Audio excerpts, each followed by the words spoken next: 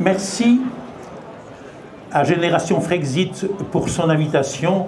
Merci à ceux qui sont venus et merci surtout d'être restés. Souverainiste, contrairement à ce que certains semblent croire, ça n'est pas un gros mot. Souverainiste, de droite, de gauche ou d'ailleurs, la question n'est pas là, la question n'est plus là. Le choix qui s'offre à la France à l'heure actuelle, ça n'est pas entre la droite et la gauche, ça n'est pas non plus, et je dirais encore moins, l'alternative, l'alternance entre les deux vieux partis de gouvernement moribonds qui ne se résignent pas à comprendre qu'ils seront bientôt enterrés. L'alternative, le choix aujourd'hui, il est entre l'indépendance et la soumission. Il est entre la pérennité de la nation et sa disparition. C'est un choix capital.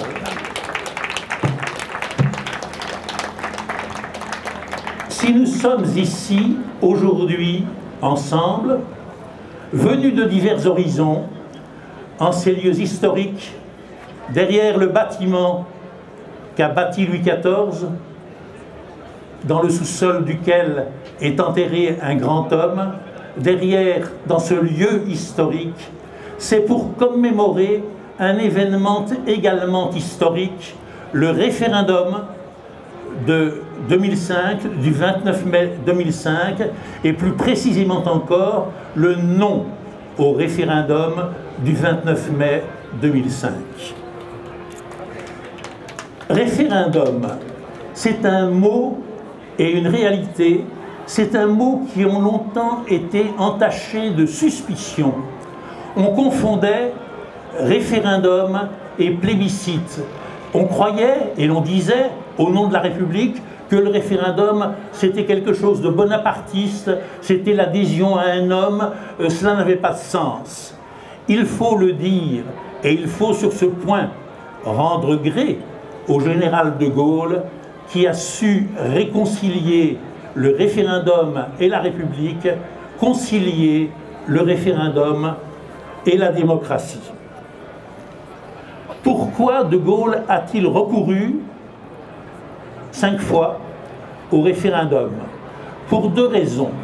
La première, c'est qu'il pensait, il estimait, et il l'a dit assez souvent, que c'est au président de la République, au chef de l'État, qu'il revient de donner l'impulsion, de donner les orientations, de dessiner les grandes perspectives, mais qu'il ne peut passer de la conception, de la recommandation, de l'impulsion à l'action que s'il a le feu vert du pays, que s'il a l'accord de la majorité des Français. Et il avait une deuxième raison qui converge avec la première, c'est qu'il pensait, excusez-moi j'ai eu du mal à me relire, c'est qu'il pensait qu'il faut absolument qu'il y ait une convergence, qu'il y ait une respiration de la démocratie, une consultation du peuple toutes les fois que c'est nécessaire, indépendamment des grandes élections locales, nationales, régulières. Et c'est ce qu'il a appliqué effectivement. Toutes les fois qu'il a pensé qu'il ne pouvait pas aller de l'avant sans l'accord du peuple, il a recouru au référendum. C'est le référendum de 1958 qui aboutit à l'instauration, à l'acceptation de la Constitution de la Ve République qui nous régit encore. C'est le référendum de 1959 sur l'autodétermination du peuple algérien. C'est le référendum de 1961 sur l'indépendance de l'Algérie. C'est le référendum de 1962 sur l'élection du président de la République au suffrage universel, qui est encore en vigueur aujourd'hui. On peut penser ce que l'on veut des questions qui ont été alors proposées, mais il y a deux choses que l'on ne peut pas contester. La première, c'est leur importance, c'est leur caractère essentiel.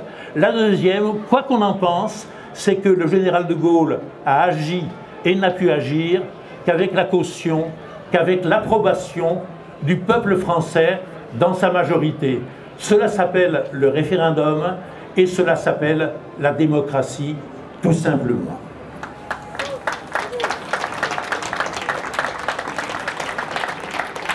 Or, le général de Gaulle s'était fait une règle à laquelle on avait peine à croire et qui était la suivante. Je propose un référendum et je donne mon avis sur la réponse à donner. Je souhaite que l'on réponde oui. Si l'on répond oui, j'en tirerai les conséquences. Si l'on répond non, j'en tirerai également les conclusions. On ne le croyait pas. Un dictateur, pensez donc. Eh bien, il a joué le jeu. Après 4 référendums gagnés, il a perdu le 5e. Qu'a-t-il fait? Il est parti. Et cela aussi, c'est la démocratie. Lorsque, en 2005, il a été proposé aux Français de se prononcer par référendum sur l'acceptation ou non d'un traité constitutionnel européen.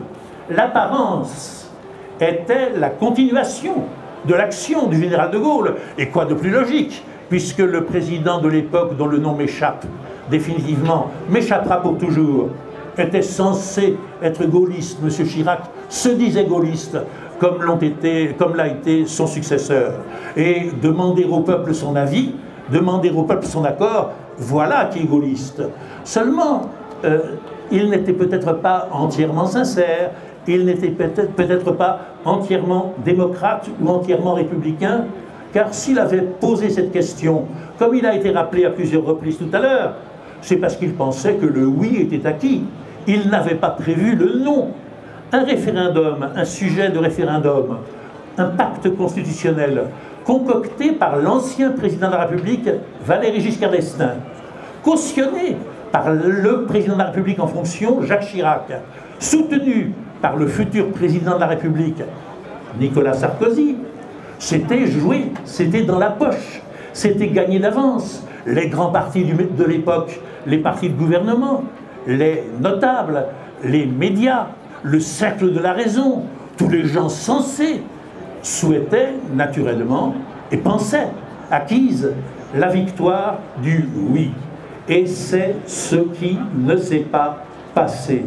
Il y a eu un sursaut, il y a eu une révolte, il y a eu une réaction du peuple français tout entier que personne n'attendait, que personne n'avait prévu et qui semblait indiquer, avec le réveil du sentiment de la nation, des jours nouveaux. Ce qui n'était pas prévu non plus, c'est la façon dont cette réponse nette, à 55%, claire, ce refus de l'avancée européenne, qui n'était autre qu'un recul de la nation, un recul de l'indépendance, il n'était pas prévu que ce serait refusé et que le peuple français, à la majorité de 55%, ferait le choix de la lucidité. Alors, de la lucidité, du courage et de la liberté. Alors, désemparés, en plein désarroi, après ce résultat qui témoignait déjà du divorce, de la déconnexion entre les élites et la masse du peuple, qu'ont-ils fait? Dans un premier temps, Jacques Chirac a choisi ce qu'il savait le mieux faire, il a ignoré, il n'a rien fait. Jacques Chirac se disait gaulliste, il était un disciple de quelqu'un que tout le monde a oublié aujourd'hui, le docteur Queuille, dont vous savez est restée une formule célèbre, il n'est pas de problème que l'on ne puisse résoudre à condition de ne pas s'en occuper. Et donc Jacques Chirac a ignoré. Mais les milieux européens, mais les milieux médiatiques, mais le patronat, mais les patrons, les parrains de l'avancée européenne n'étaient pas satisfaits. Il fallait absolument contourner le nom du peuple français. Et l'instrument qu'ils ont trouvé pour le faire, c'est Nicolas Sarkozy, qui évidemment contraint par ses supporters, par ses soutiens, par ses amis, par ses parrains, à faire le choix de nier, de bafouer le vote du peuple français, s'en est acquitté. Il ne s'est pas contenté de contourner le résultat du référendum, il l'a nié, il l'a aboli, il l'a bafoué. Et parmi les multiples problèmes, parmi les multiples obstacles qui s'opposent à l'heure actuelle au bon fonctionnement de la politique dans ce pays et qui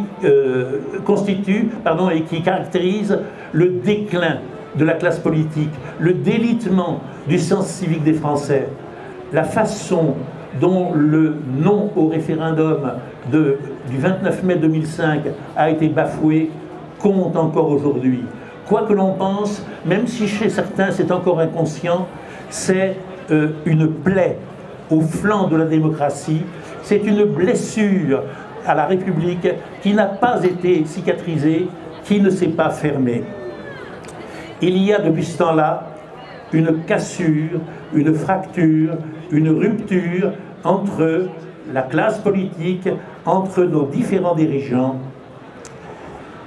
et la grande masse du peuple français qui trop souvent se réfugie dans l'abstention, mais qui, dans certains cas, et c'est votre cas à vous qui êtes ici, a plutôt choisi la résistance, l'opposition, l'action pour contrer cette classe politique discréditée. L'incompétence,